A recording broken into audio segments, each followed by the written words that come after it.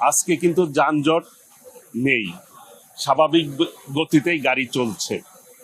আশা করি এই স্বাভাবিক গতি যাতে চলে সেই জন্যই পুলিশ প্রশাসনের পাশাপাশি আমাদের দলীয় স্থানীয় সংসদ সদস্য মুজিবুর রহমান সাহেব এখানে রয়েছেন। তাদেরকে সাথে নিয়েই এই যানজট যাতে এইখানে না হয়, যাতে জনগণ ভোগান্তিতে না পড়ে, সহজেই যাতে তার গন্তব্য যেতে পারে, ঈদের যে ছুটিতে তারা যাতে বাড়িতে ঠিকভাবে পৌঁছাতে পারে, নিরাপদে পৌঁছাতে পারে, সেই ব্যাপারে সার্বিক ব্যবস্থা গ্রহণ করা হয়েছে। আশা করি বিকাশ পেমেন্টে 10,000 টাকার বেশি অফার, শপিং চলছে তো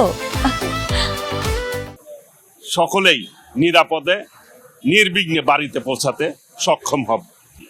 মাননীয় প্রধানমন্ত্রীর নির্দেশেই এই পদক্ষেপগুলি আমরা নিচ্ছি এবং এই আমাদের মাননীয় প্রধানমন্ত্রী সার্বক্ষণিক খেয়াল রাখছেন। তিনি এই বিষয়গুলি ওনার নজরে রয়েছে।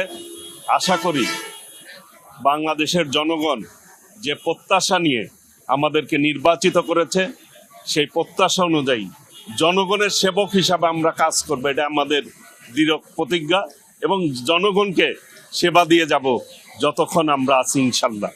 ইতিমধ্যেই এই 4 লেন পরে 2 লেন হয়ে গেছে।